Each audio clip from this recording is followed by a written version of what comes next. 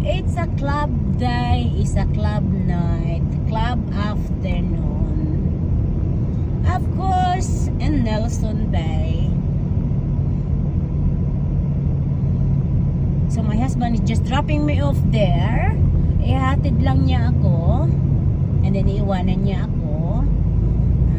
Ako ay magsusugal sa club. Pag pupunta ako sa club, sumusugal, kumakain, ayun, umiinom, yun lang.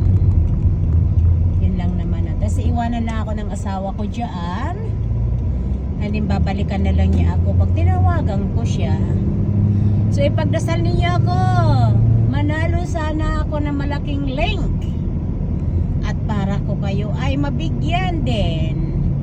Hati-hati tayo, hating kapatid. It's amazing. Dahil hindi ako taga rito, hindi ako masyadong nagpaganda. Hindi ako masyadong nagpaganda. Kasi wala naman nakakilala sa akin dito.